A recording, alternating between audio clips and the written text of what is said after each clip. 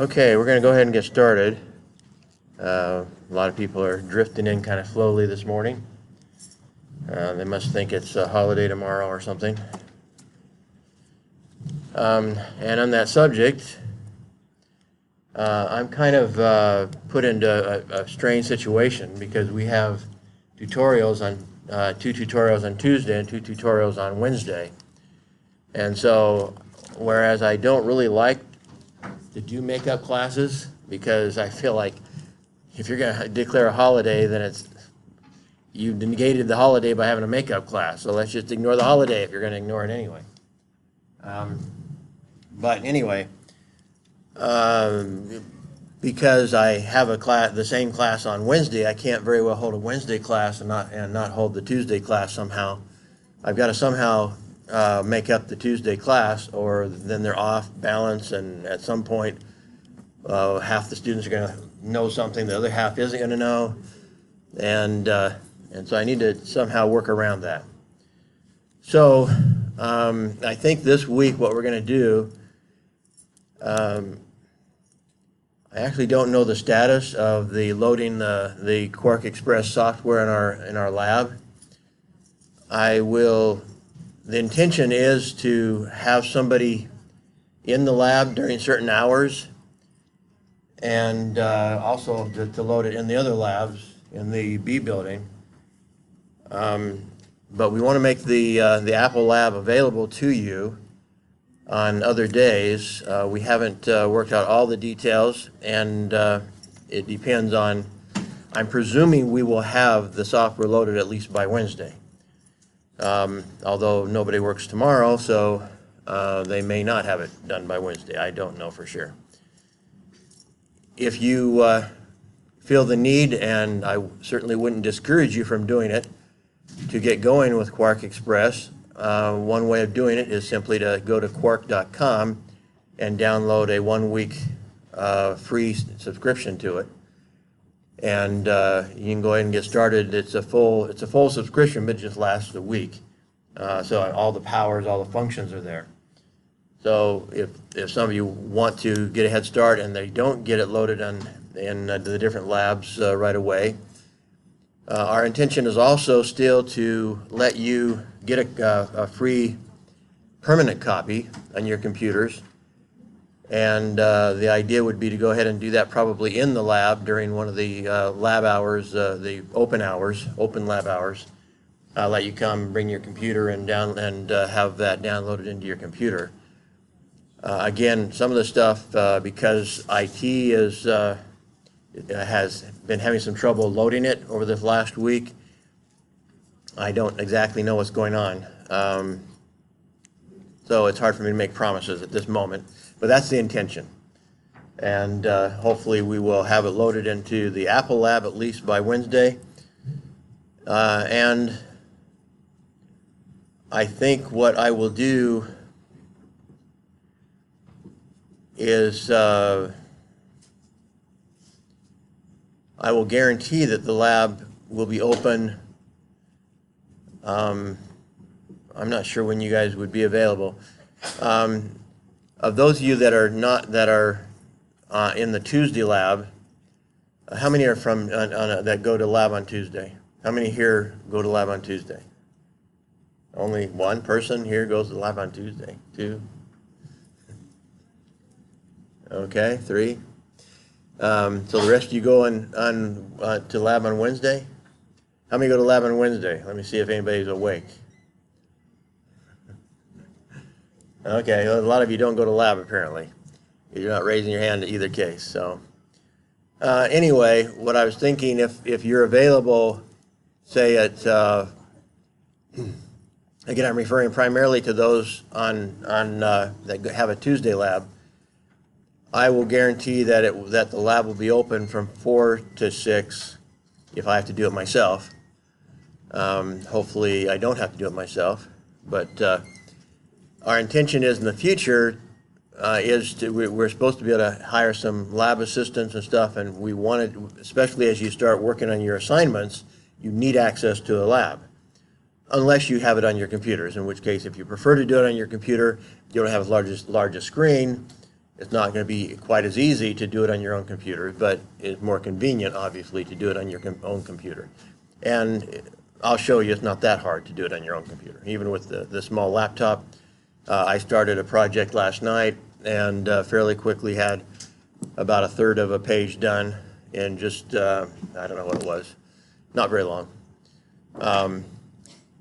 And I was just using my little laptop here. So it is very possible to do your assignments, and I was doing a broadsheet page. That's the hardest one to do on your laptop is broadsheet, because it's so big and you can't see, I mean, you can see the whole thing at once, but you can't see it very well. And so you really have to make sure you're doing the broadsheet, you'll have to do most of it a piece at a time. You won't be able to see the whole thing at one time, except maybe to do a general layout, you could do something. But this is kind of where I was saying you're probably going to design it on a piece of paper, you know, kind of get an idea of how long your stories are, and what kind of photos you have, and then on a piece of paper design your page, and then you don't necessarily have to see the whole page while you're working on it with your laptop, if that's what you choose to do.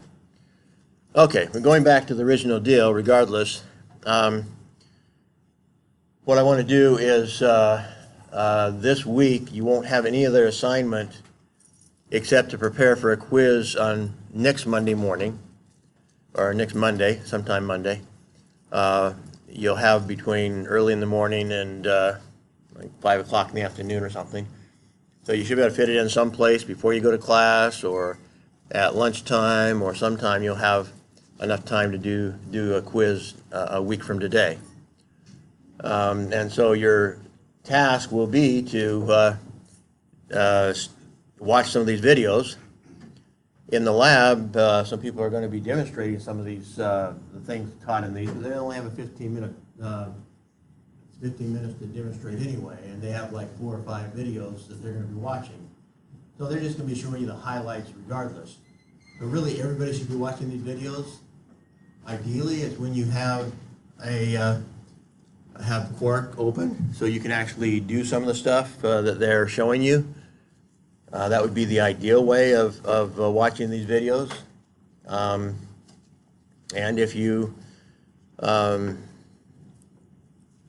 if you want to download your own free week-long subscription, that would allow you to do that. It's not the only problem I had. I've loaded the week-long subscription.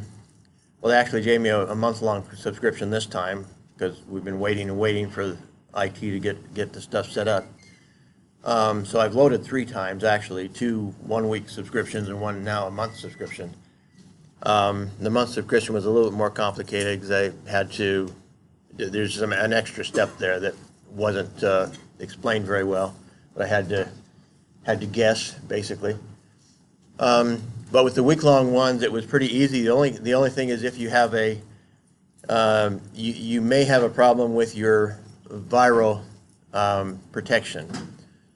Although I did not with this computer. I didn't have to turn off the viral scan, the viral protection on this computer. And so if you have the same virus protection on your computer as they put on my computer here at Xiamen, you shouldn't have any problem.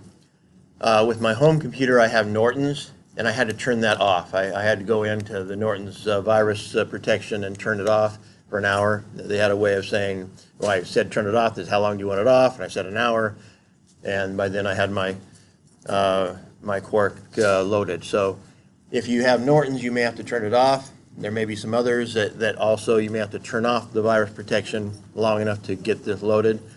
But the Commodore, or whatever you call it, that they have on this computer, that they put on this one here at Xiamen, I didn't have to turn it off. It was okay. So hopefully it won't be too hard for you if you choose to do that. But regardless, the quiz I give you a week from now will be basically based on they'll be based on the videos. They won't be based on you're doing it, but it's easier to remember if you're actually sitting at a computer doing what they tell you to do. But I'll make it fairly easy. I'm not going to try to get tricky questions and stuff. I want to do enough questions that I know you watch the videos. If you want that 1% grade, which isn't going to kill you if you don't, but What will kill you if you don't learn Quark, that will kill you. Because as we mentioned, that 67% of your grade is happening within the Quark environment. And so learning how to use Quark is essential to your getting a good grade here. Your 1% quiz next Monday is not really essential. But altogether, watching these videos will take you a couple of hours. But you are supposed to, in a university course, be spending about 2 hours out of class for every hour in class. So spending a couple of hours reviewing these videos and taking a few notes on them should not be out of the question. We should have plenty of time to get your next project, your major project 2 done without really starting this week. But what has to happen this week is you have to start becoming acquainted with Quark. That's what does have to happen this week. That's why I'm making this assignment, is that you need to start understanding how to use Quark, and the next week you can start your project. For one thing, you can't start it this week because you just handed in the stories, and all your Quark projects will be based on the stories you hand in today. So I'm going to be very busy this week. Besides making a quiz for next Monday, I'll be very busy this week going through all your stories and deciding how to divide them up into different pages. Because as I've explained in the tutorials, you're going to have different stories. Everybody in a tutorial will have different stories for this project.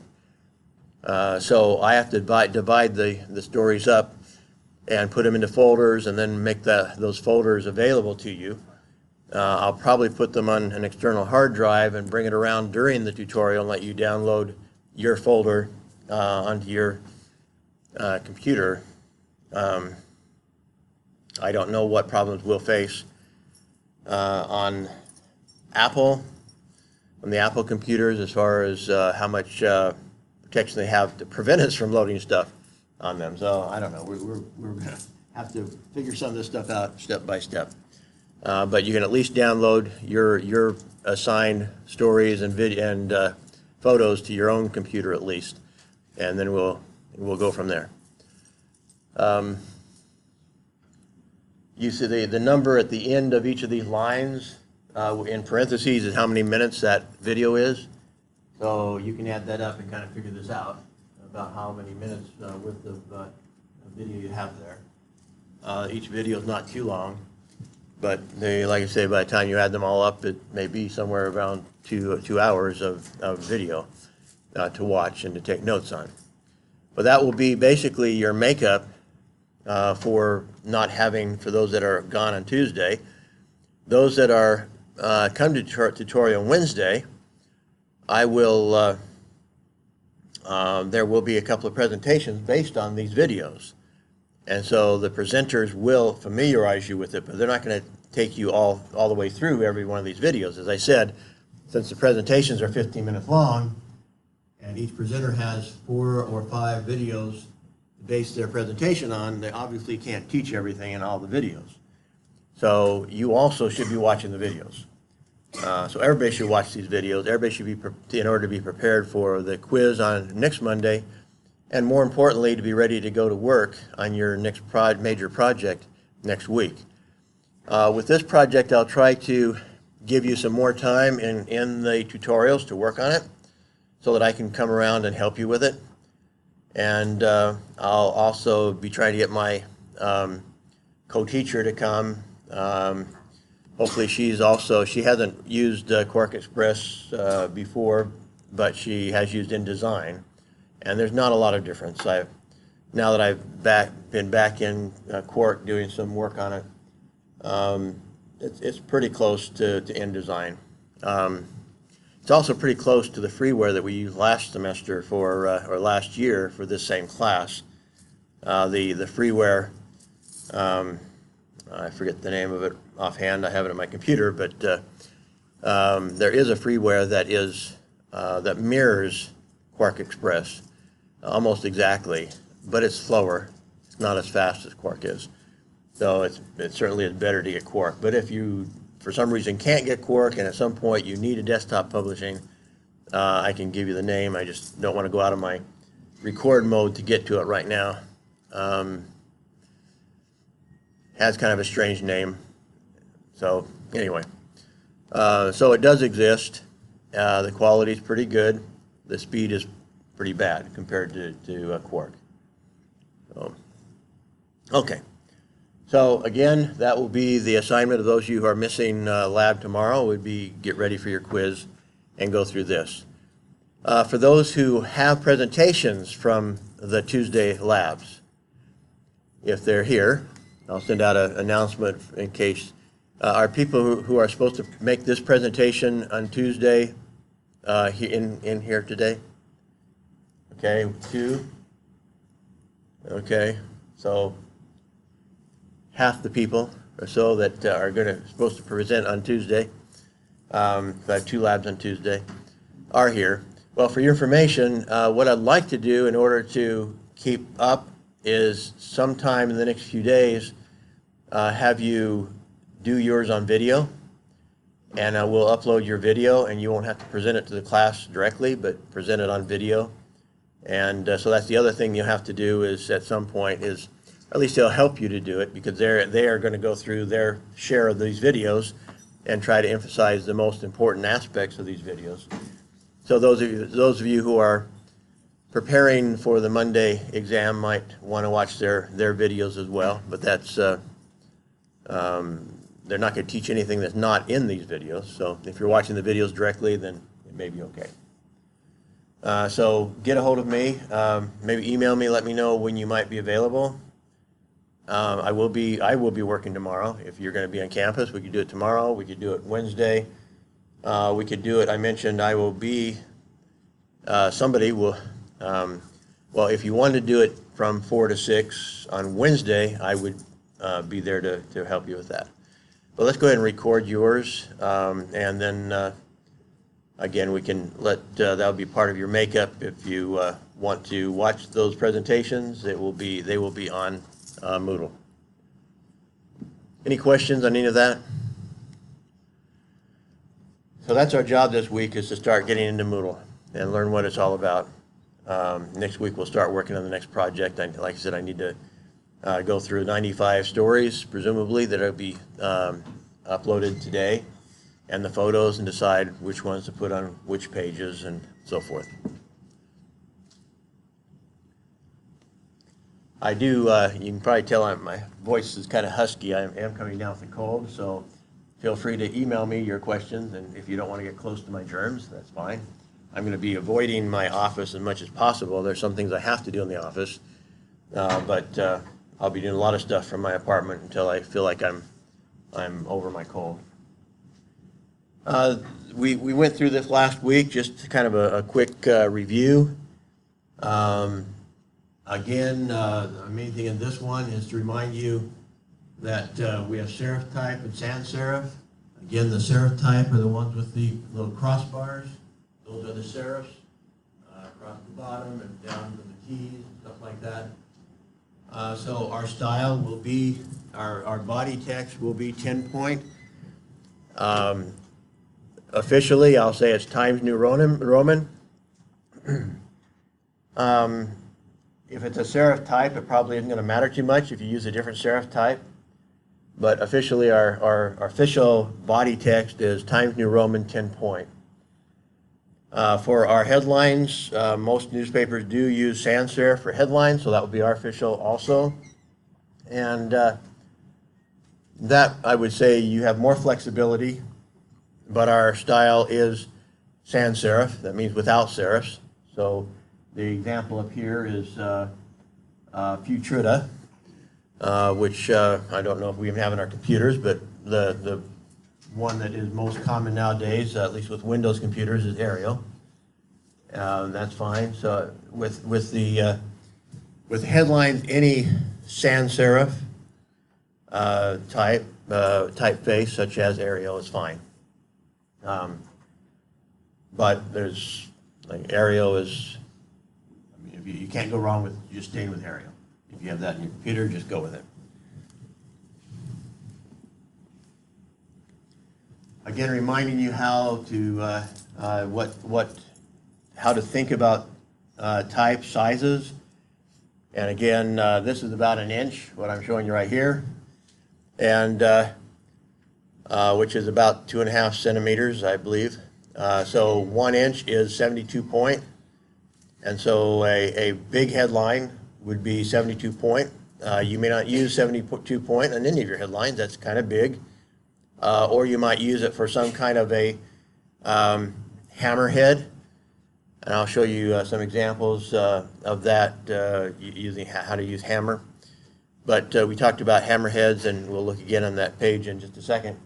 So 72 point is about 2.5 centimeters from the top of the highest ascender, they call it, to the lowest descender. And so, what I mentioned was my rule is nothing at the top. Your biggest headline should be at least 36 point, and that's small. As far as I'm concerned, that's small, and I would do anything I could to avoid going that low with your major headline. 40 point gets into the realm of well, it's better, let me put it that way. So I would be shooting at least for 40, but if you go less than 36, you'll be penalized. So don't go less than 36 with your major headline. We looked at these different types of headline layouts, and I just mentioned one a second ago. Again, your standard headline would just go across the top, like in the first example, and that is probably 90% of your headlines at least will be like that. The others, it's kind of like people keep asking me, well, you mean I really have to use the verb of attribution to say? I say yes, but there's exceptions to that. And so, once in a while, saying explained or something like that, if it's really appropriate, that's fine, but don't do it just to change the word. You do it because it's appropriate. He explained, he demonstrated something. If it's really appropriate, you can change from the verb to say. Well, it's kind of the same rule here with the headlines. The one in the upper left, not necessarily the kicker, but the headline going across, all the way across the top, is standard. Almost all headlines go all the way over their story. Now, whether they have a kicker or whether they have a sub-headline, in this day and age, most stories nowadays have either a sub-headline or a kicker, or a summary sentence that's a little bit bigger than normal. I mentioned your type, your body text would be 10 point. Then if you have a summary sentence, if you decide, and we'll look at some examples of that, if you decide to go with a summary sentence rather than a subheadline, then that would be about 14 point. So it's a little bit bigger than your, quite a bit bigger than your actual body text, but it's not. That would not really. That's probably too small for a subheadline. So a subheadline would probably be at least 16 point, and typically more or less about half the size of your headline. But that may not be the case if you decide to have a subheadline for like a one-column story or something. You may be lucky to get your headline for a one column just because it's so narrow. It's hard to get those words very big, and so you're lucky to get up to 30 point. And so if you had if your subheadline was half the size of a 30 point headline, that would be 15 point. So you'd already be below 16 point. And you're lucky to get to 30 point on a one column headline. That is not easy to do to get even that big. And so typically our rule on the designed critique sheet says 24 to or above, 24 to 30, something like that. Because you need a little bit of leeway there because it's hard to get to that 30 point on a one column. Just because it's so narrow, such a narrow column, to try to get the words to fit in right and so forth, it's difficult. So most stories nowadays, it's not really demonstrating it here, doesn't have a good demonstration here, but it would be the one in the upper left, but instead of a kicker, they might have a headline that could go across more than one column, or it could just be, most typically it's just going down one column. So the headline goes across the story. The subheadline is a one column headline about half the size. And we'll look at some examples of that. The other ones are all kind of, again, like, again, my comparison was using a different type of verb of attribution. They're not used very often, but about 10% of the time you might use one of those other 5 that you see up there. So they're very rare. I mean, not rare, I guess maybe that's not the right word, but they're not, on any one page, you're probably, almost all your stories will be the example of number 1, and you might have one other option from these other ones on that page. So on a page of 5 stories, 4 will be the number 1 demonstration, but maybe with subheadline instead of kicker. And of all the other 5, you might have one other type of headline on that page. That'd be about average, pretty much. This is, we have this in more kind of like, well, in bullet format anyway, on your critique sheet. But this page demonstrates a couple of, basically what size your headline should be, depending where they are on the newspaper page. And so we see in number 1 spot there, they're saying if it's a broadsheet, like what you're doing, that number 1 should be up to 54.72. That's a bigger, when I'm thinking 40 point, I'm mostly thinking of a tabloid. And so they're saying you get that big headline at the top of your front page, or the top of your page that's broadsheet, being a bigger page. I don't have it in the past taught in class. Should be more like 54 to 72 with broadsheet. And then it says over on the right side, tabloid, and then a 36 to 60. So that's what I was thinking when I said 40. 40 is a pretty good size if it's a tabloid. If it's broadsheet, then you should be trying to get bigger than 40. Just kind of coming down the page there, the number 2 one, that's a 1 column example. They've, by the way, they've kind of split the difference. They have a 5 column format here. Most broadsheets start with a 6 column format, and most tabloids start with a 4 column format, but then they can monkey with them a little bit, as you'll see with some examples. So here's a 5 column format, which is kind of narrow for a tabloid, but again, actually a little wider than normal for a broadsheet. But number 2, if it is a broadsheet, then it would be, if it's a 5 column format, it'd be a little bit wider, so they figure you can fit in 30 to 36 point if that column is a little wider. But in tabloid, it would probably be 18 to 30.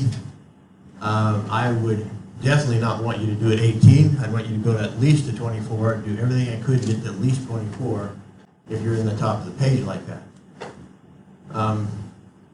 Number 3, where you have about 4 columns, and they're saying, well, drop on the broadsheet, drop down to 36 to 42. But if you're in a tabloid, 24 to 36 in that spot.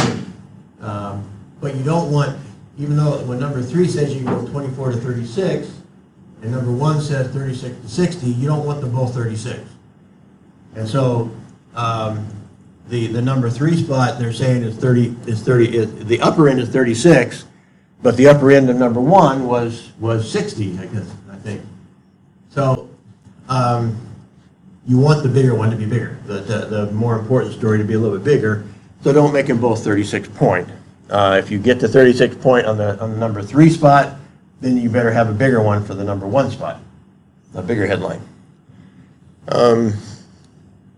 Number 4 is another 1 column, but at the bottom of the page. And so they're saying a broadsheet down at the bottom of the page, you can go down to about 24 to 30 point. And in the number 4 spot, if it's a tabloid, again, you have a little bit smaller column if it was a 5 column format. It would be 18 to 24. Actually, if you keep what I said, if the broadsheet is 6 column and the tabloid is 4 column, they're about the same width, in which case the only thing that matters would be the full width of the paper isn't going to be the same. That's not going to be the same. But when you're talking about how many columns wide, or how big a headline can be per column, you might say, if you're using a 4-column format with a tabloid and a 6-column format for a broadsheet, the width will be the same as long as you're within 4 columns. Once you go over 4 columns, then the tabloid doesn't have more than 4 columns, basically, if you're laying out a 4-column format, whereas a tabloid would. It would go to 6 columns. And then there you have a 3-column wide story at number 5 spot, and they're saying 30 to 36 point on the broadsheet, and 24 to 36 if it's a tabloid. The way I put it on the critique sheet is a little bit different than that, but it's more or less the same. The intention was to have it pretty much the same.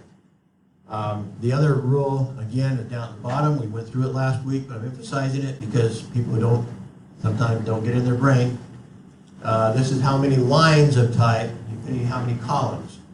So this is how many columns, this is how many lines of type. So if it's only 1 column wide, then it's 3 to 4 lines of type. 1, 2, 3, 4, one after the other. So it's more or less like you see with number 2. That's supposed to be a caption and then a 3-column or a 3-line headline there. So that's okay. The one lower, the number 4 is also they have a 3-line headline. So if it's only 1 column wide, like number 2 and number 4, then it should be 3 to 4 lines deep. 2 is not enough. It's not graphically enough. It doesn't look right, and you can't say very much with 2 lines of 1 column wide. You have at most 4 words, and so you can't say much. So going 3 to 4 lines gives you an opportunity to say more and make it more graphic impact. So you want to go 3 to 4 in 1 column, where if you go to 2 columns, they don't have any examples of 2 column up here. But if you're at 2 column, you can go to 2 or 3 lines of type. But again, 1 is not enough. So if you give me a 1-line, 2-column headline, it won't be enough. You'll get docked for it. That's not enough. So go to 2 columns, 2 to 3 lines.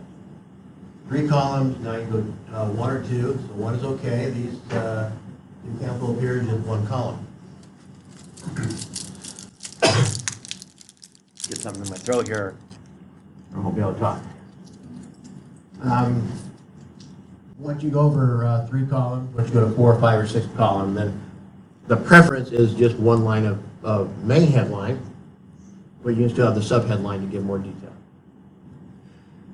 There's also exceptions to that. If a war breaks out or something really big, a tsunami hits the area again, then you can use a 2-line headline with a 6 columns across. Because it's important enough to do that. But that's the exception. That's not the rule.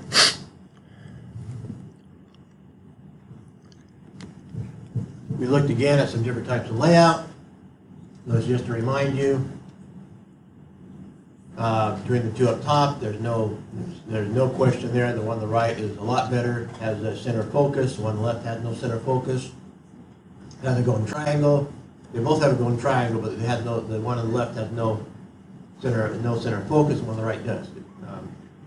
On the left side, it's more a problem having all the graphics too close together. So you must spread them out. And so this is an example where your main headline or your main photo is not with your top story. In fact, again, in just looking at it, the main headline is not with the top story either. So in that one, the top story has a smaller photo and a smaller headline, and then the main story and the main photos is in the second spot. That's okay. It's okay, as long as it's above the halfway point. The third option down here, I'm not fond of either one of these. I think they're both fairly weak. But what they're trying to get away from here is they're trying to get rid of the tombstoning. So they use the photos to come up. And they're trying to, it's a little bit off balance to the left, so they're trying to center the photos a little more, so it's not so off balance. But I'm not real in love with the second one either, so for the record. Again, we looked at 7 types of layout with this sports story. This was the best one. And getting rid of gray space. So we have 3 photos here, including the small one in the upper left. We have somewhat of a magic triangle. This sort of a box is also graphic, has a graphic effect also. And so that's good. And these other things also, you know, the subheadlines are graphic. These little reference points here are graphic. So they have, you know, they have a good array of graphics of some sort besides just the photos. And you should become familiar with this one, because I'll probably test you on it sometime. What I like, what I don't like. And we talked about cropping. And again, be careful with your cropping. That will be part of your score, is how you handle your photos on your pages. So crop them. Again, the idea here is don't leave too much space, as the one on the left has too much dead space on it.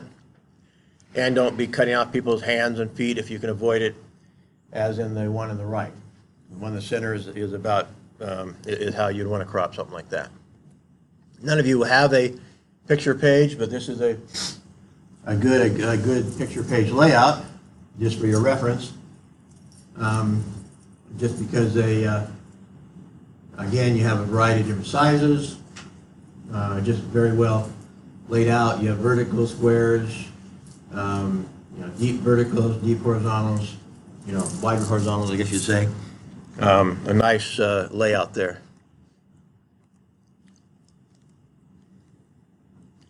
Just some other options. The other thing that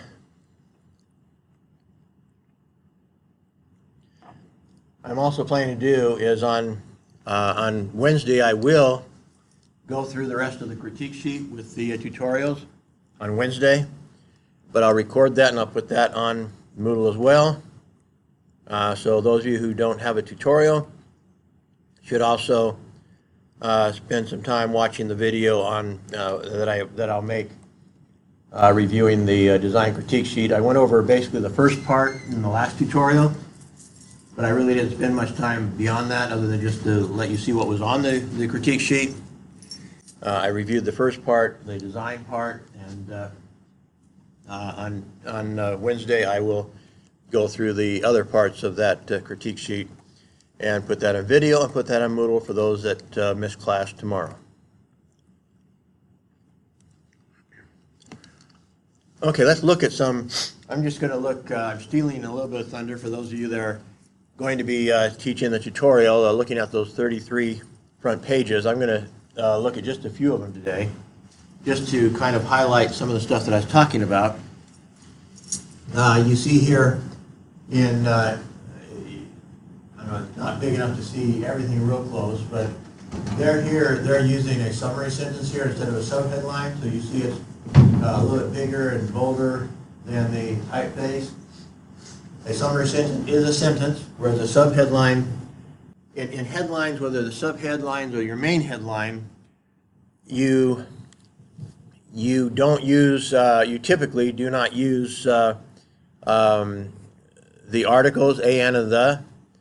There are exceptions to that when it just doesn't sound right not to use one, but you have to train your inner ear, so to speak, to understand when that when you really have to use it and when you don't.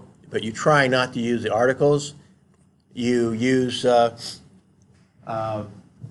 present tense with past events and infinitive to whatever for future events. So if you're talking about passing a tax, city council passes tax increase. That's for a past event, passes.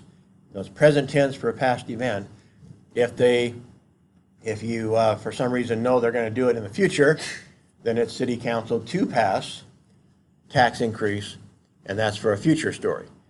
So that's the verb form. You try to have an active verb in your headline. However, the hammerhead idea suggests that You don't necessarily need a verb with your major headline. If you have it really big, if the point is to get people's attention with a really big headline and you only have 1, 2, maybe 3 words in a hammerhead, then you can have your verb in the subheadline. But you should have a pretty good sized subheadline as well, and though there you should have an active verb. So the idea of if you're going to not have a verb, an active verb in your main headline, have it in your subheadline. So here these guys are going with only 4 stories in the front, and so it may make me rethink what I was going to have you do. I may go to 4 stories. Before I suggested I give you each 5 stories from the front of the broadsheet, but they are just having they just have the. I guess one reason why I could still go to 5 is that you're not going to have an ad in the front. Selling ads in the front is kind of a new thing. They used to say, that was terrible, you wouldn't do that, but they need money now. So now they're selling ads on the front page. So you won't have an ad in the front page. You also won't have pluggers or a flag in the front page. So you really do have room, even with this layout, if you took the flag and the pluggers up the top and combine them with the ad, you'd have plenty of room for a 5th story. So that'd be my argument to stay with 5, as I said before.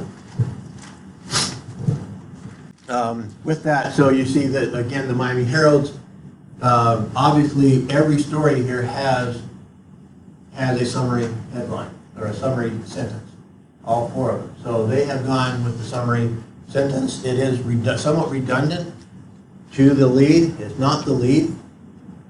So they do it separately. Probably the editors write the summary sentence, and the reporter writes the lead.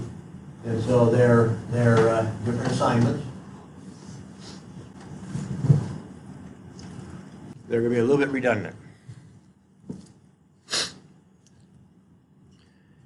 So here I just took it and I just wanted to blow it up a little better so you can see it a little better.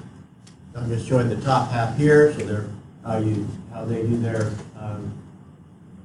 captions. We'll do ours italic, bold italic. They don't use italic with theirs. We're going to use bold italic in our captions. That'll be our style. And again, you can see this is a full sentence. They have a period at the end. You may not be able to read it real well, but anyway, take my word for it. It does have a period at the end. The headline does not have a period at the end. And headline is not a complete sentence. Notice that all the headlines come very close to filling the space. That's a rule, it's fill the space. And so you can be maximum and not get some deduction is 3 characters off. That's about how far. So you see the shortest sentence up here is about 2 characters off. So they've done a good job of filling the space with this second one. With this kind of a 1.5 column sort of layout. Up here, 1.5 short on the second line. So they have some headliners that can get it pretty close. And that's how you have to get to if you're going to be, if you want to work for a larger newspaper. You need to get to where you can fill that space. Of course, with desktop publishing, you can increase by even 1/2 point at a time if you want to. So the real issue is getting the 2 lines or 3 lines or 4 lines approximately the same length, and then you can increase or decrease the size in ways that we couldn't do when I was your age. When I was your age, they only had about, somewhere around 5 sizes of headline. And so you had to fit your headline into one of those 5 sizes. You didn't have a choice of going up or down by 1/2 of a point or something like that we do with desktop publishing. You can make very fine adjustments with desktop publishing you couldn't do when I was your age. Okay. You notice they use quite a few lines. They have a line behind around everything. It isn't as bad as some pages that I've seen, but I would still rather just simply box stories, in this case, well, with a four, let me go back up to the original. In this one, I would probably box the upper left story because it has the big art, and the lower right story. I'd box two of them. It would be, there are ways to try to avoid having to box two of them on a page. But this layout with only 4 stories, it kind of forces you to some degree to have to line off or box 2 stories just by the very nature of the layout. You don't have many options if you're going to only go with four stories. If you have 5 stories, it gives you more options. You can avoid that that sort of a design. This is the Arizona Republic. They also use a lot of different lines, which I still don't like. They use even more lines. They have lines and lines and lines, and I don't know why they have so many lines. But they're darker lines. Beyond that, the main story has its main headline uses some unusual typeface, so they're trying to be more artistic with their typefaces. And then this is their sub-headline below the photo. You see the other ones all have, they use sub-headlines instead of summary sentences. So each story, this one does not have a sub-headline. These ones have the kicker above these two, these small ones. So this has no sub-headline, no kicker, it's kind of small area. But by and large, their design or their rule is to have a sub-headline with every story.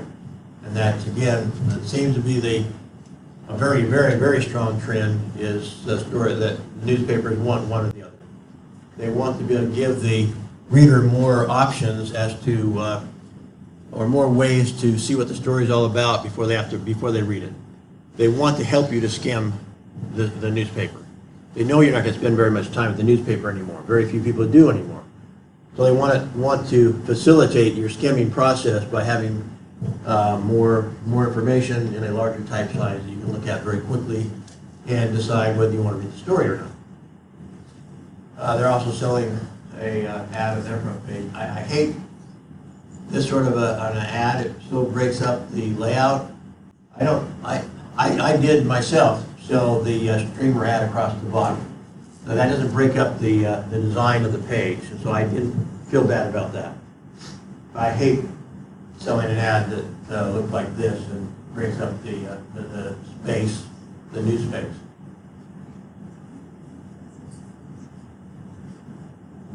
Notice that most of these are basically pluggers down here, so instead of having pluggers across the top, they put them down at the bottom, and they have quite a few pluggers at the bottom.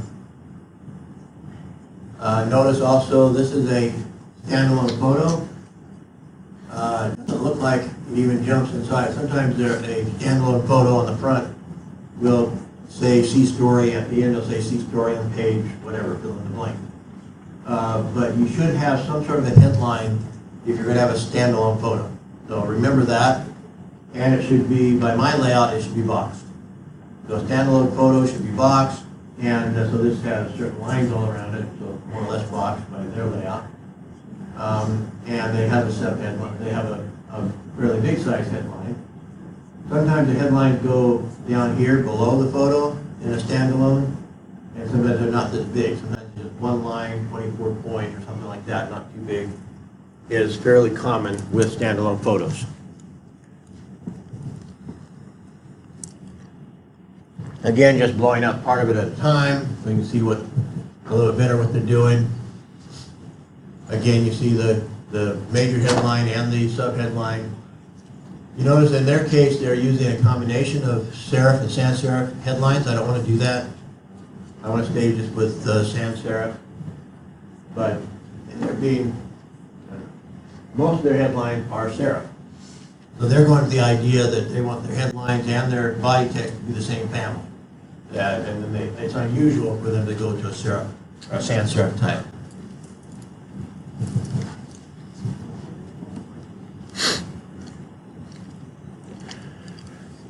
The Louisville Courier Journal. All these are fairly well designed. Like I say, Don't always like all their lines, but other than that, they're all fairly well-designed pages. In this case, they put their headline across the photo, their main headline. And this is a case where you have two stories about one subject. So they have their main headline over the photo across the top, and then they have this story and this story both relate to the same subject. So by itself, neither of these stories would be modular. Well, I guess you could say, if you said that headline went with this one, you could say this one's modular. But anyway, the idea of in a package is the whole package is modular. So if you have two stories on the same subject, you can break modularity in the sense of each story being modular, rectangular, and because the combination of them is rectangular. So when you, and this is very frequently the way you do it, you have a main headline, and then you have a headline for each of the stories separately, which you could think of as subheadlines.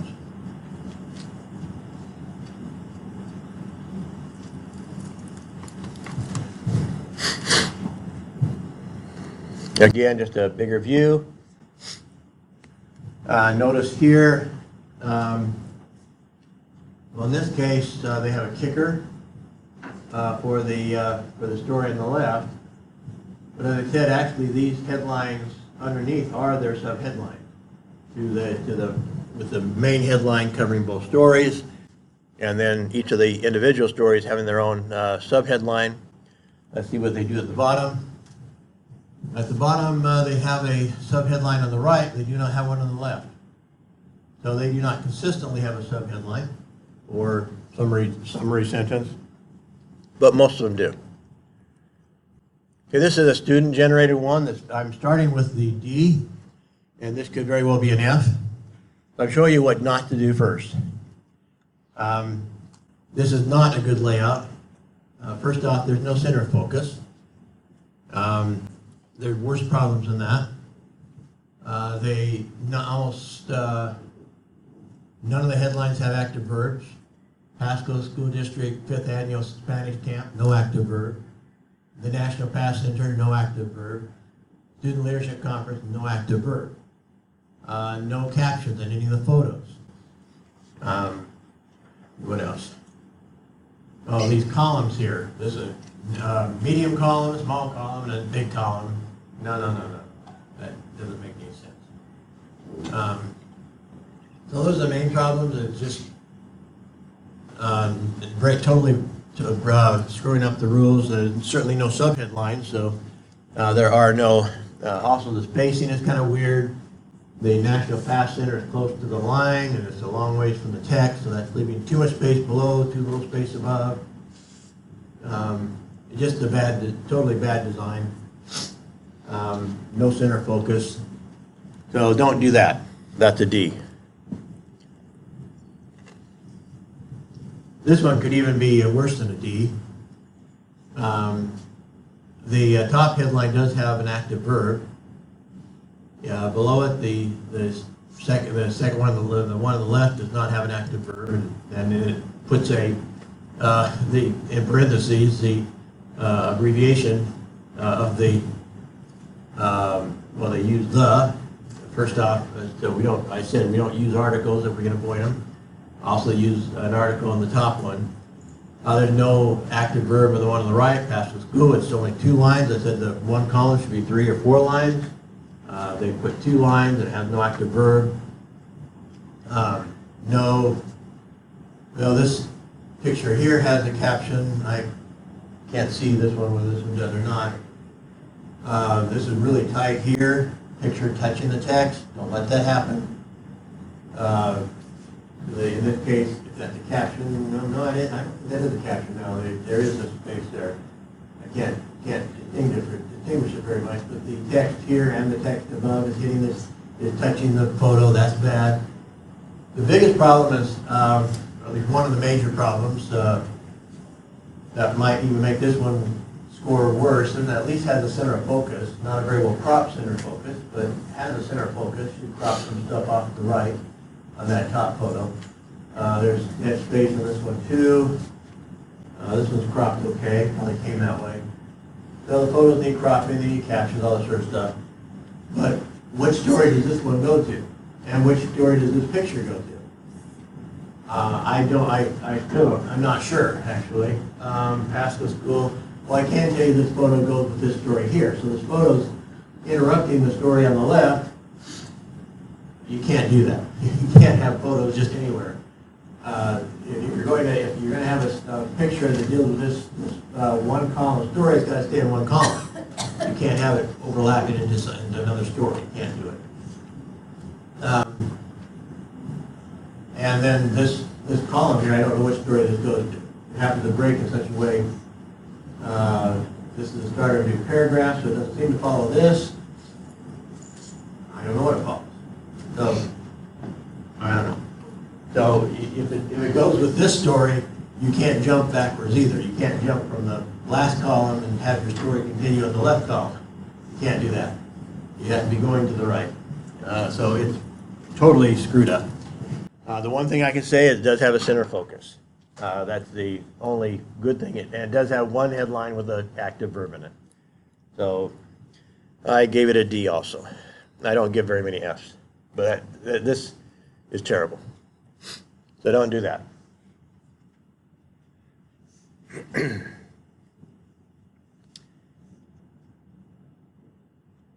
Because that's just some more markings for the same thing.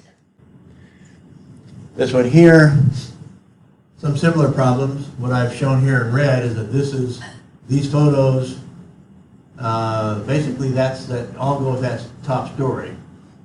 So the person has brought these photos from the top story down here to give, to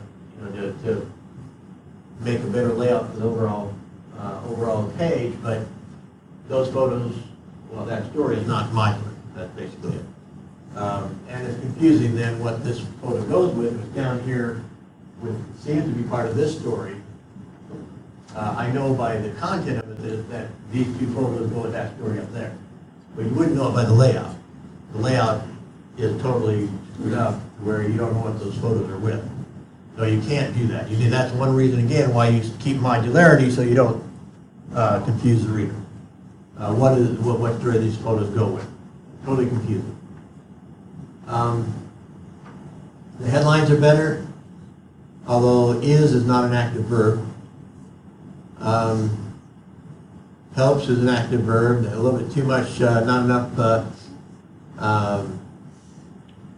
Well, the first line and the headline up in the upper right doesn't fill that column very well. So you need to come up with another verb in there. Another word. Student would probably fit in there, except you have migrant students at the bottom. You don't want to repeat the same word. You have to play with it, find another word to put in there, and that's a pretty small headline for the top of the page. That is probably 18 pointed. I don't think it gets to 24. It's below 24. At the top of the page, my rule is at least 24. So to me, that's too small of a headline as well. It might be a little bigger than 18, but it's not 24, I'm sure. There is no headline at the bottom of the page at all. And so that's another problem is the way it's designed is that it's very top-heavy with art and headlines. There's not one headline in the bottom half of the page. So another problem with the but it does have captions. It does have verbs, and so I gave it a C, being generous. But that's a C for not being a total idiot. I wanted to show it in a bigger size so you can see some of the stuff. I clicked the whole page. I kept some part out in the middle. You just see it a little bigger though. Okay, so this one's a B. As I said, my style is not to have a two-line, not just mine, but also that book that we were quoting. Once you get up to 4 columns, you do not have 2 lines of text for the headline. You have a second line that's subtitle, or subheadline, but not 2 lines of headline unless it's a tsunami or a war or something really big. So this person put 2 lines. That's not part of our style, not part of any newspaper style, again, unless it's a really major story. And but nonetheless, it reads okay. The National Pass Center improves the education system by expanding its curriculum. So what the story is telling, so to speak, is good. It does not have a subheadline, but it tells a lot in the headline.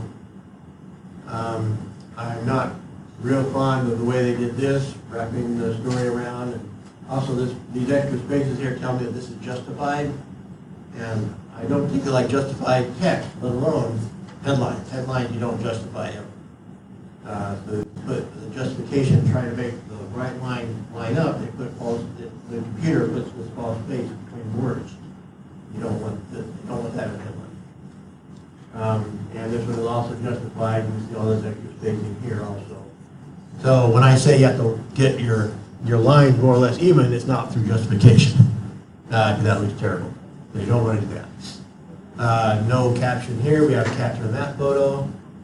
Again, it should be cropped better, but it is at least a center focus. No caption here.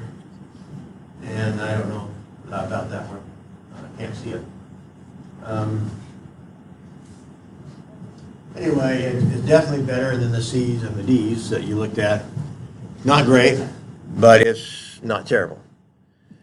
And this is just a little bit bigger view of it, where I cut some out of the middle.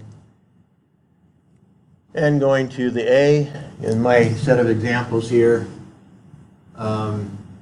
basically they're using a hammerhead at the top. There's no verb in it, but they do have a verb in the big subheadline underneath it. So cultures without frontiers, 80 employees immerse themselves into Pasto Spanish camp. They use a variety of widths on their story. I would not go any wider than this. This is the maximum width I would put on your text. So it's more or less 2 columns wide. And it doesn't look real good to have this one slightly off of that one. I would make these even out. It looks kind of odd to have this width different than that width, where they're both more or less 2 columns, but not exactly the same. So I would not do that. If necessary, make this photo bigger, whatever I had to do to push this over and line it up with the top story. And even then, I probably would not have two column stories on the same, or 2 column width, 2 column wide stories on the same page.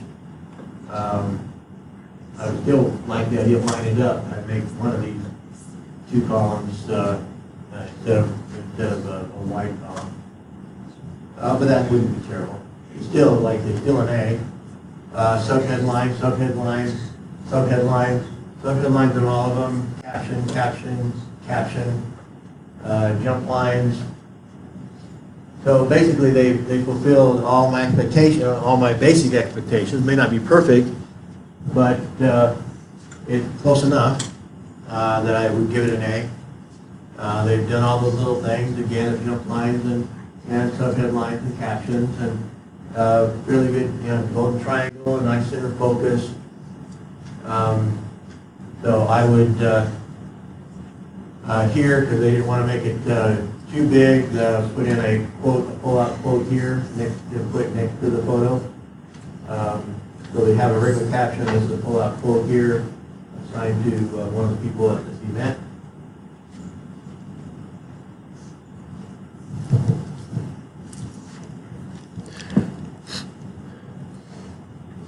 Those were all tabloids, and that's why I only gave them three stories on those. And so it's fairly easy to design a tabloid with 3 stories. To me, the design is easier with an odd number of stories. I mentioned that some of those other stories some of the other newspapers that had only 4 stories, they found themselves having to, almost by the very nature of having four stories, having an even number of stories, they found themselves in a situation where they had tombstoning.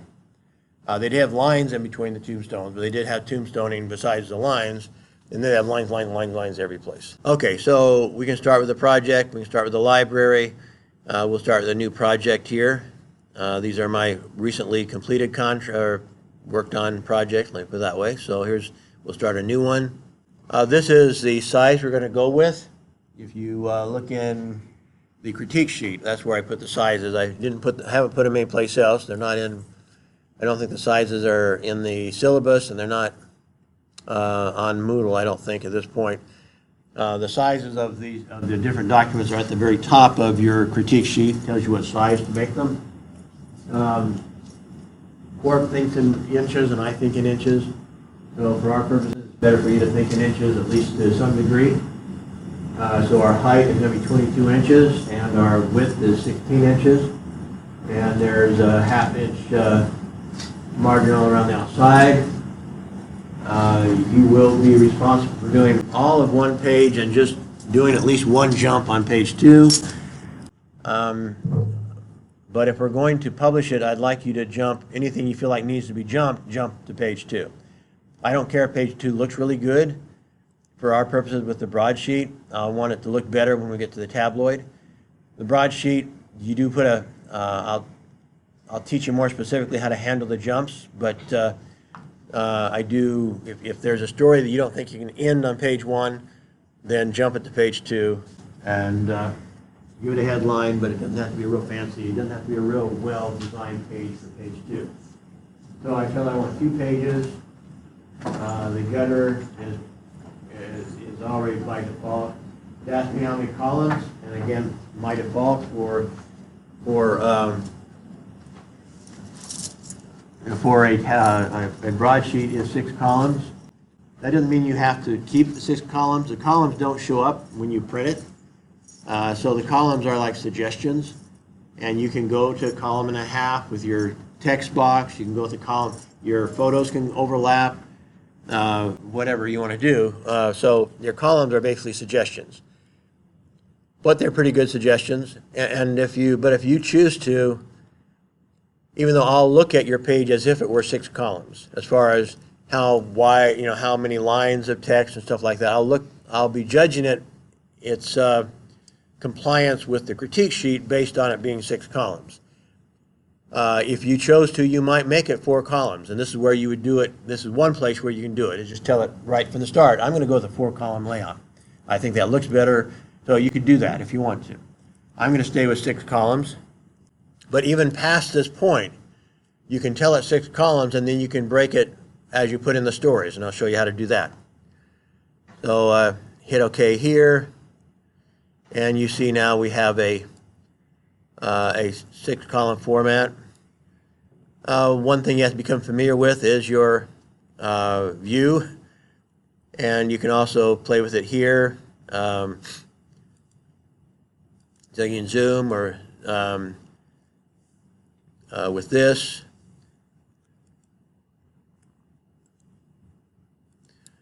But you also have some keyboard commands. They don't have as many as they used to, or yeah, I think they had more in the old days, but Control 1 is to put it back to the regular size. So Control 1 is your actual size.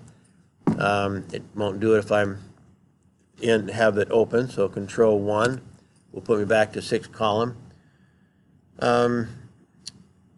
This hand here, but also the Alt, just holding down the Alt button.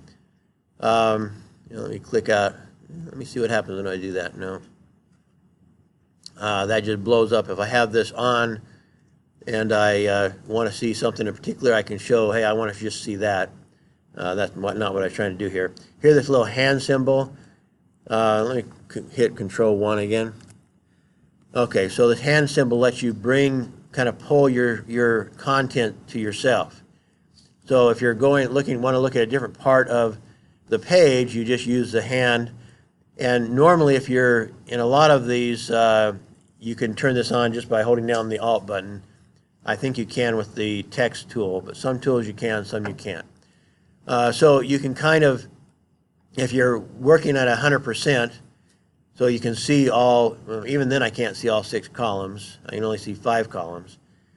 So you might want to get it smaller anyway, but, and you can go up to View and I think you can, I guess they don't, well, you just say Fit in Window. But that doesn't go well either. You could then take this tool and you could say, okay, I want to see from here to here. And then that should fill it up exactly the 6 columns in. Okay, so I'm at six. I've had the sixth column showing. These lines here again are the borders, so you need that for to operate in the press. So you can't invade that space. You have to stay within what you're seeing as 6 columns to leave some gutter or some margin in the outside. If I wanted to, you have these tools over here on the left. Text tool. This kind of move things around. Item tool, you choose items and you can move it. You can do several things with the item tool. We'll get back to that. These are linking tools. If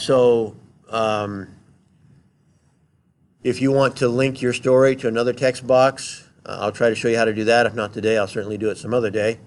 That you use a linking tool. If you want to break that link, here's the unlinking tool. Put in a photo. Just for a graphic box around something. You have some other things that you don't normally use very much.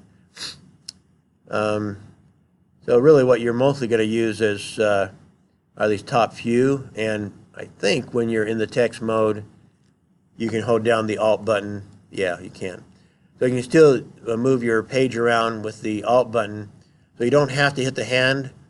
That is one thing you can do without going the hand with at least some of the tools, including the text tool. Just hold down the Alt button and you can move your page to you, so to speak. Okay, so let's say I'm just going to take time today to put in one story. But that's, if you put in one, you can put in more than one, obviously. So I'm just going to worry about one right now. I still have my text tool selected. I'm going to go ahead and at least I'm just going to guess at about how deep I want this headline. So I'm going to say something like that. I'm going to go 6 column though. Or do I? Maybe I'll go 5 column and I'll go something like that. I'm going to put in a 5 column story and then a 1 column story. I think is what I'll do.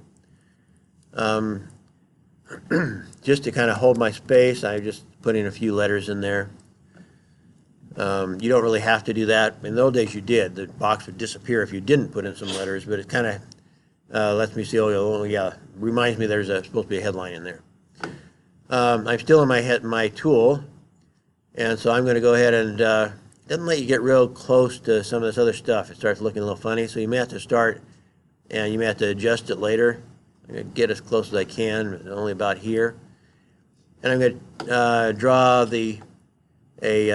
a box where all the text is going to go into for this story. And I'm going to put a picture in there too eventually, so I'm going to make it a little bit deep. However, I'm going to put I know already I'm going to put a graphic box around it. And so I'm going to bring it a little bit away from the gutter there. And in order to adjust the other one, I'm going to go ahead and grab it and just grab a handle here and bring it in a little bit too. I can actually do it with the, well, no, I can't really. Yeah, this would probably be the best way to do it. So I'm going to have a graphic box all the way around this whole photo and everything, the headline photo, text box. So I'm going to bring it in a little bit. And while I'm at it, I'll bring in the headline a little bit. I can drag out of the rulers another guide to help me with this. So I'm going to pull out of the ruler another guide. It's not one that's going to be printed. It's just to help me see where things should go. And also, this box will jump to it. I'm going to put another one over here because I want to make sure I line up my text and my headline. So now I can click the headline and bring this out to that extra guide that I just created. You know, kind of jump to it unless I tell it not to. And jump this one to the guide. Make sure if you have any trouble, just blow it up a little bit more, and so you can see it a little better, and it'll also let you jump a little bit closer.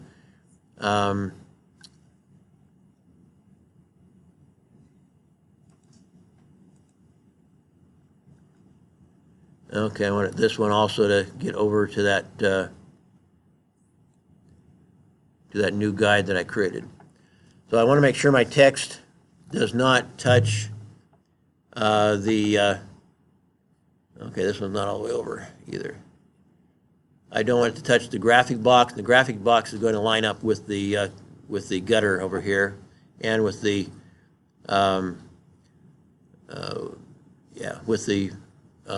natural line over here that it has for the margin. Okay, so I'm going to go. I'm going to find a story, and to place that story, I'll go to File. There also has a import function, Control E. PageMaker used to be Control D, so that's a keyboard command I need to learn, because you're importing. You're trying to import really fast, so you shouldn't have to go to the File menu. You should remember Control E. Try to speed it up, and I'll hit Import.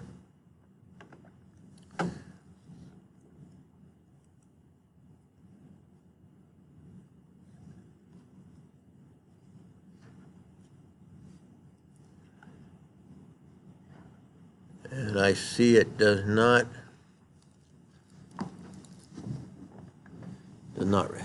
been recognizing my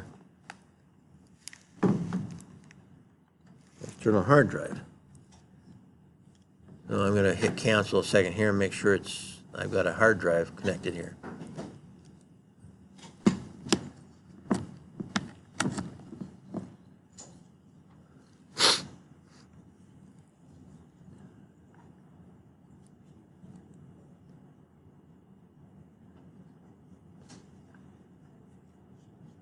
Still not.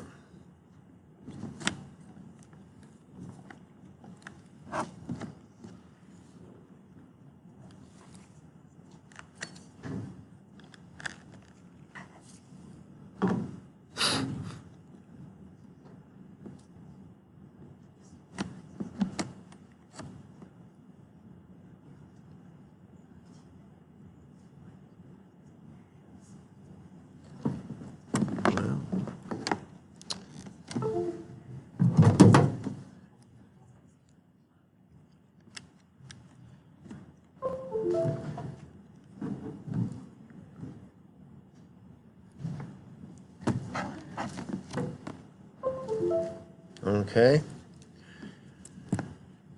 For some reason, this computer, not all the USB drives are recognizing my external hard drives for some reason.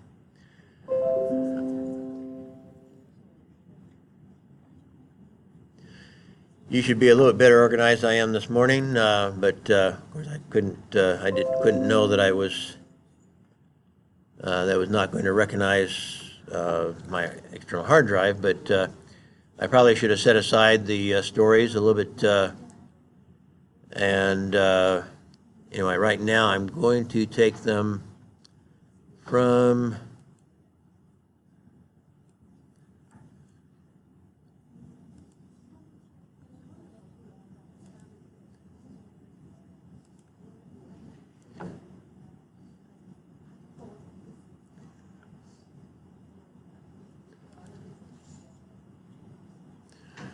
Okay, I've got some stories and stuff in here. I'm not going to worry too much about whether I put in a photo that goes with a story. But anyway, these are stories from my previous university. I'm just going to stick in there. So let me see real quick what I have.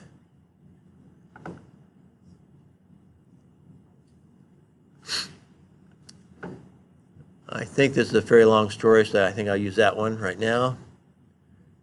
Like a different story. I don't know. Looks like the same story. Okay. Going back to Quark. So I'll hit Control E in my keyboard. Go back where I was to import. I will go up and hopefully see this, see my other drive. And go into here and go into courses and go into editing and go into practice files and hit the accreditation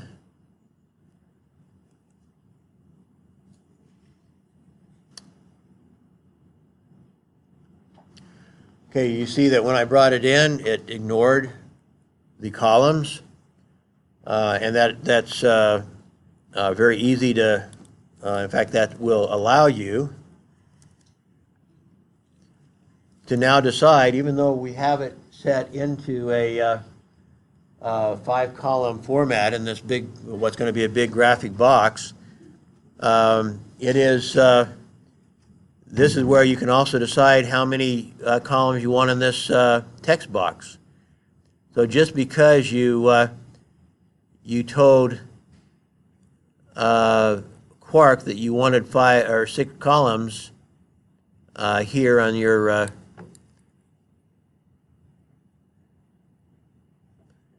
on the page doesn't mean each text box has to be a proportion of that. So actually with clicking into this, I can see down here, down at the bottom, this is asking me again how many columns do I want in this box, in this text box.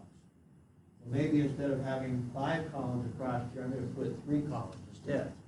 Make it a little bit, make it look a little more graphically pleasing. And so I'm going to say make me 3 columns in this text box and hit enter. And so now we have a 3-column format across 5. And so just because you have a 6-column format doesn't mean you need to keep your columns. You have to stay religiously to those columns. You can do something else if you want to. I'm going to go ahead and put in a photo here. So I need to get down to where I can kind of see the space. And I'm going to grab a photo box. And I'm going to, since I have this set up in 3-column, I'm going to put the photo in 2 of the columns. And it's not letting me go right where I want to go. It would if I were in a closer up view. And I'm going to try to find a photo that'll be fairly deep. Something about like this. And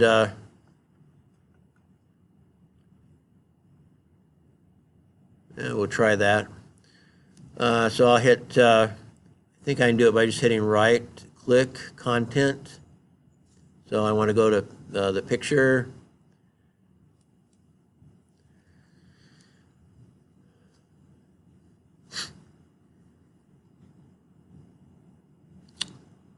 Well, or you can just double click it. So I don't have an ideal picture for this. This one's fairly good, I guess. I know these have to do with this story, accreditation. And this looks like it's related also. Whereas these ones, at this point, I would have to size the photos more or less the way I want them. And so, in fact, maybe I will. So I'm going to go ahead and hit cancel here, and I'm going to go back to my practice files, and I'm going to open that up in IrfanView. I need to double check what we have available in the lab, whether we need to add IrfanView to all of them. Trying to see what the difference is, 1 and 1A. They look like the same. So I'm going to go ahead and say open this in IrfanView, because it actually defaults to something else sometimes. So open with IrfanView. As I mentioned in class, I think to most of you, if not all of you, IrfanView is a free Photoshop. It's a really good Photoshop, but it's free. I mean, it's obviously not Photoshop, but it's like that. I need this to be cropped, take some of the dead space off the top. In order to get more or less the dynamics, or rather the proportions I wanted, I need to cut quite a bit off the bottom as well. I think something like that. This is the president of QMAP University where I used to work, and his wife. I'm going to crop something like that. I'm going to go to edit and hit crop selection. And I'm going to double check the image and see what the current size is. The size you can readjust easily. So now it's 5 inches wide. I'm going to make it a little bit bigger. I go ahead and make it 6 and make this 300 DPI. Hope to get a little bit better quality out of it. And hit OK. And then save it to the same file. So I go to File and hit Save Original Folder, and it will save it there. I may want to change it to give it another letter to keep the original intact, so not destroy the original. So I'll change the name slightly. Okay, so now that I've got that done, now I can go back, and so I should be doing this stuff ahead of time. Another reason to kind of size it out to what I want. This is not exactly the same size, but I'm going to, the width is about what I want, and we'll make it a little bit deeper. Maybe I'll go ahead and guess at it now that it's going to be more like something like that, which would be about the right size for the text we have. So I'm going to try to put it in there. So now again, I'm going to double click on this, and I'm going to go look for credit B. There it is there. And hit open.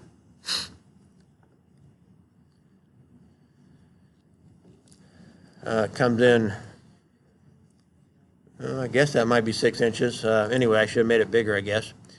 I can right-click this and tell it to size to the width.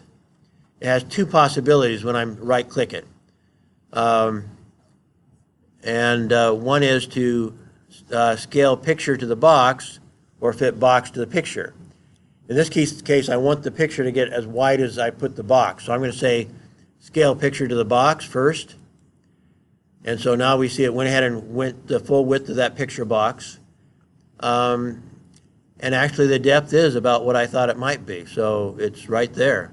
So that works out pretty much just right. It is a little bit low. I want this to line up with the top of the byline up here. And so maybe I do need to make it just a little bit smaller box to move up next to, I need to do the, I just held down the left mouse button and just dragged the picture up. And I'm a little bit off the mark here to the right. I need to go ahead and make it a little bit wider. So even though I told it to be to size the width, it didn't quite. Okay, I need to put in a caption. I don't have one written, so I'll just have to write one.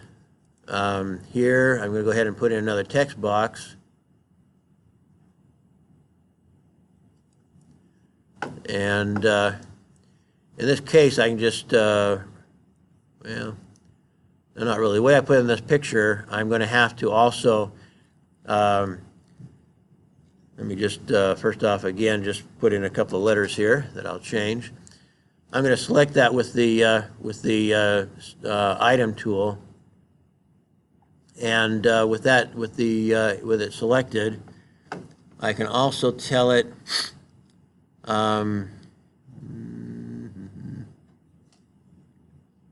Oh, there it is. Had to come down here. It disappeared until I came down here.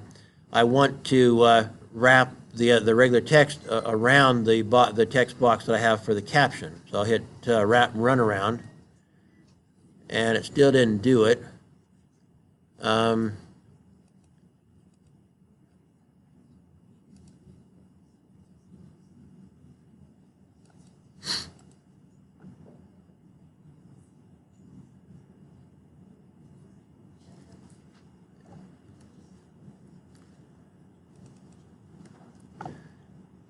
I go down here again and try it again, run around it.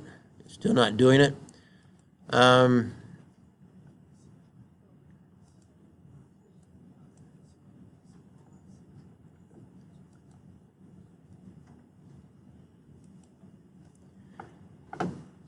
And come down here again and now hit it again. Still not doing it. I'm going to tell the main box I want to make sure it goes all the way to the back. I think it is already, but under modify, I believe it is. No, that's not what I'm looking for. No, no.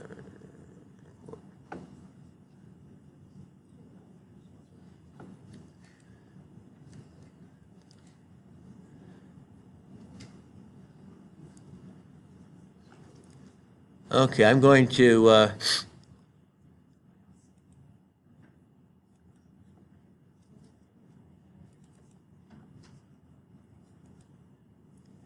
I see these boxes over here is what I need to get to. Maybe I need to choose something up here. No, that's not it. Text, frame.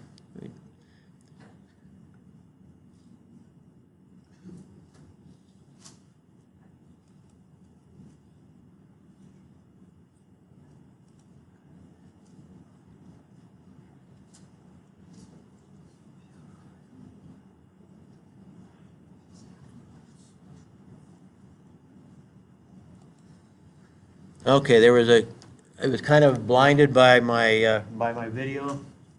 So there was here, when I clicked it, it asked me what I was trying to click.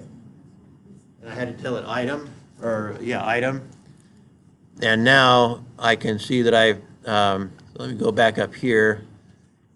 And so now it did kick out once I hit item. So it was kind of here blocked by this part of my video. Okay, so it did kick out. So now I can go ahead and write my caption.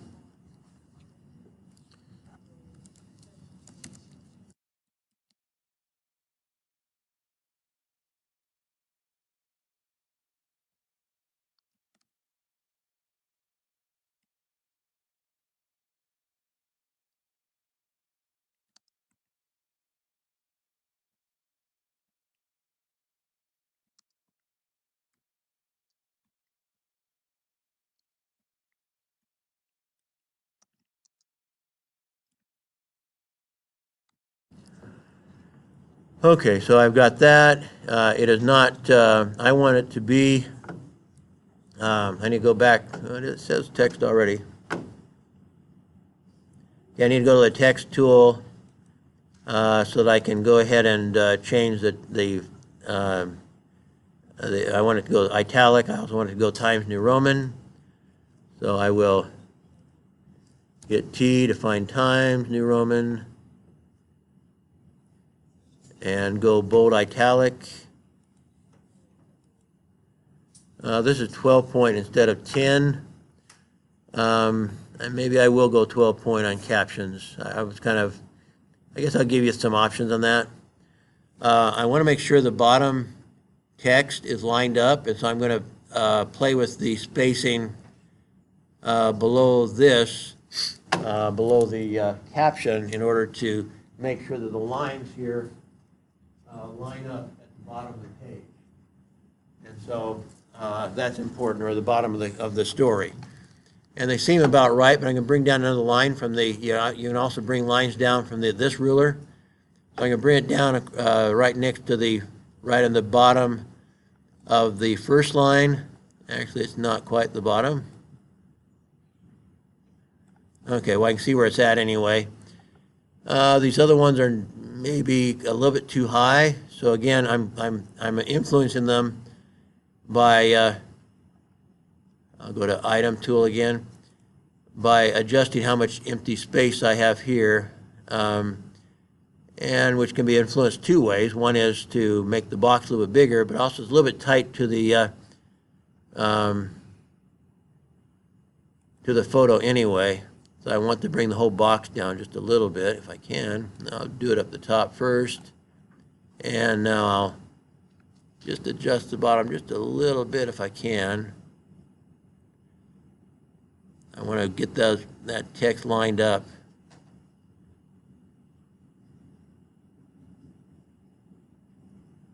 Pretty close.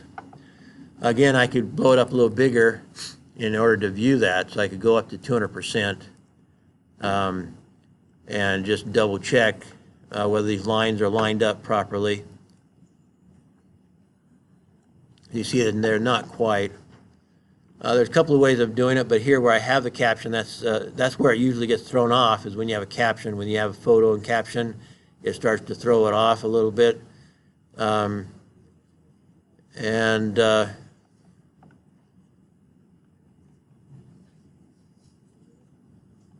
I'm going to go back to 100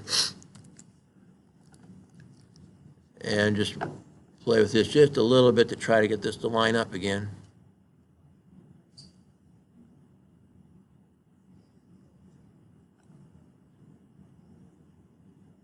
Okay, I think that's okay. Okay, this did not go to Times New Roman though. I thought I'd made it Times New Roman.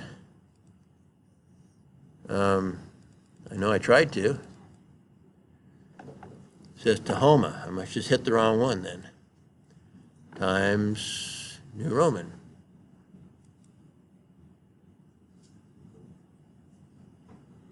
There we go. Okay, so, and then my headline, I haven't done that yet. I'll do that real quick.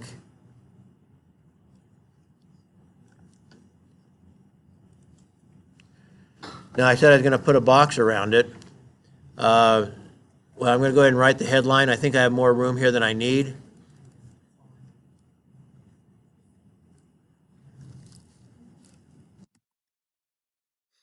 And this is the name of the university I was at.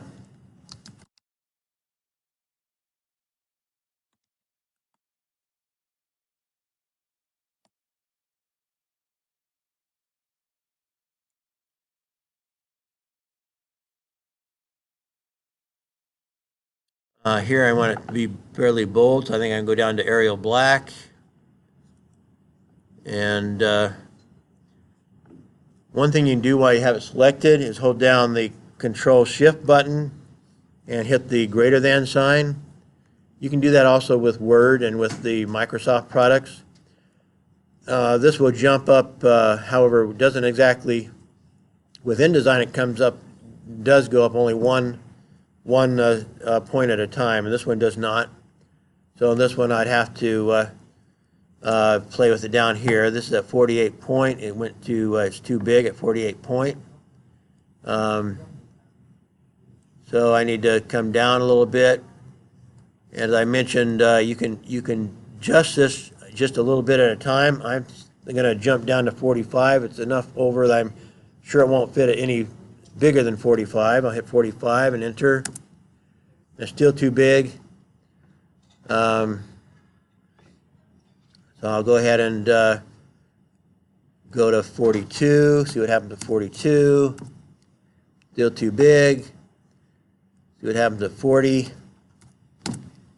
And now it looks like I can maybe go to 41, possibly.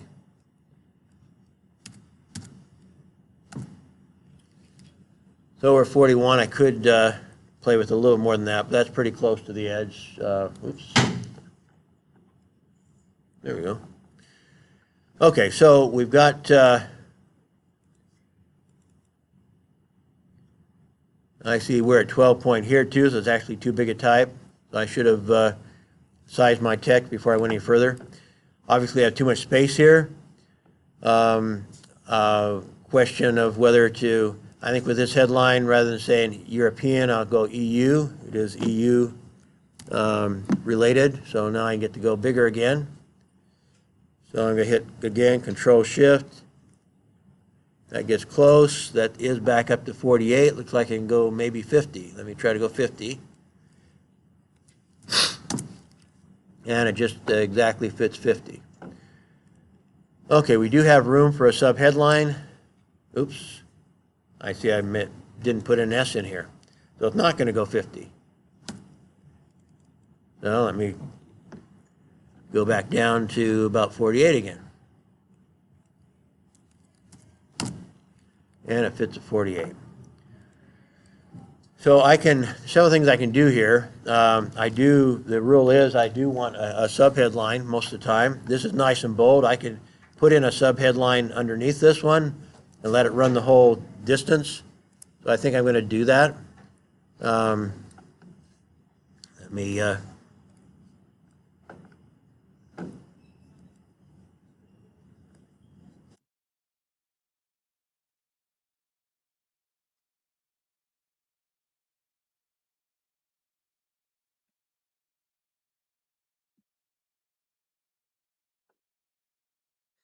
at this moment it's too big, but I'm not going to keep it this big.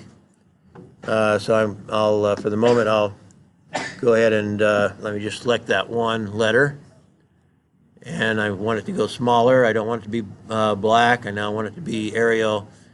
In fact, I don't even want it to be bold. I don't think. I want it to be light face.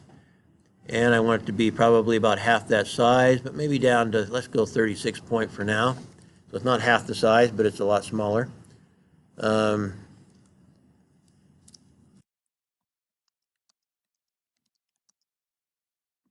Okay, what did I do there? Okay, so apparently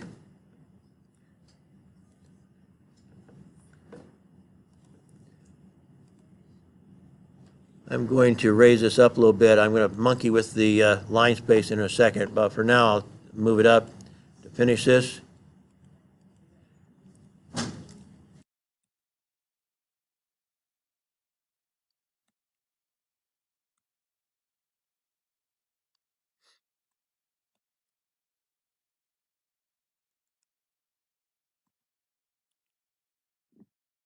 Okay, so that happened to fit just right. I'm going to choose this. I changed the size, but what I didn't change was the line spacing. And so it's too far from the one on top of it. So here I'm going to tell it I want it to be about, it's about 36 points, so I want it to be closer to 40 line spacing. So now that tightens it up. It was too big because I just hit enter, because it's in the same text box, and the other one was at 50 point, so it gave me line spacing automatically as if it was also 50 point, the subheadline, which it's not. And so now I can bring down the text box and see if I can fit this in, and it looks like it fits just right. Okay, so the one last thing I want to do here, I'm going to hit Control 1 here.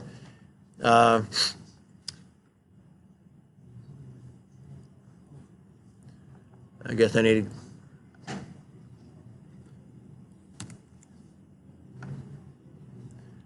oh, that's right. That is one, but I need to go fit. You see, this is how much I have done at the point. I wanted though to show you how to put a box around it. So I'm going to go ahead and choose this zoom tool here, and I'm going to just draw a line, or draw like not really a box, but I'm going to draw as if I was drawing a box around it. So it's telling it I want to see exactly what it looks like, that, just covering that item. And then I'll get the rectangular box, and I'm going to put this right on the outer line, and I may have to again resize it because it's kind of trying to force me not to do this for some reason. So I want to go on this in the actual column widths. I put the text a little bit smaller than the columns.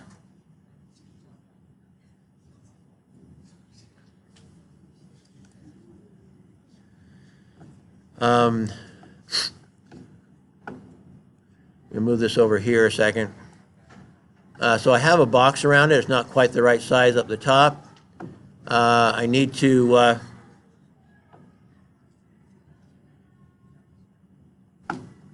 open up, see if there's something else I can do here to do it. Okay, we're almost out of time. Let me just quickly, I need to see the palettes. Or is there one specific I need to see?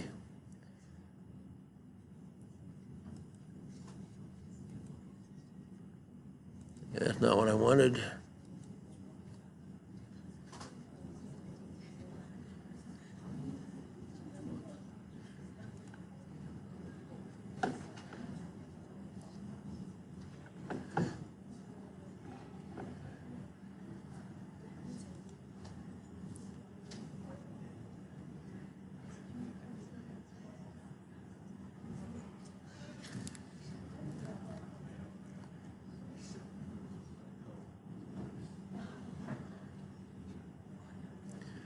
Well, I was playing with this last night. I turned off something I need now. Need to see what I have to do to get it back.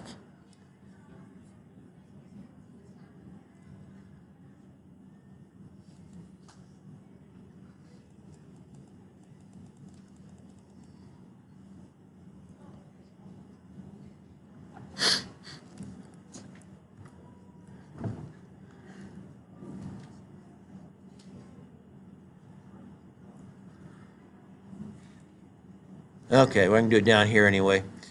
So I want it to be a frame, and I want it to, here is, it's kind of in the way here, but I need to set it at a certain number. Right now it's at 0. So I can put it at 1 point. So in other words, it has to have some width in order to be able to see it. So it's at 1 point, 100%. I think I just leave it black for now. And I need to readjust. I need to adjust this down to the edge of the page. And so the first part of our front page is done, except the indents aren't right. I'd have to adjust those. Actually, the point size isn't right either. But you can get the idea. Hopefully, it isn't real hard. But you do, you'll learn how to do it better than that. I will as we watch the videos. There are other shortcuts, I'm sure that I didn't, that I haven't learned or relearned again. I know there's some things you can do, like create a box ahead of time and create a library for it. So like at the newspaper I was at, we had like basically I could put exactly what I have right now, select it all, and put it in the library. Then when I wanted to come back, I could just replace the story and replace the photo, and I'd have this all set up already. So it has some really good capabilities of setting up libraries and stuff to facilitate what you're doing and make it go a little faster. In this case, I just did it by scratch. Okay, anyway, this is what we're going to study this week. That's why you watch the videos. That's what we're going to be seeing in our class.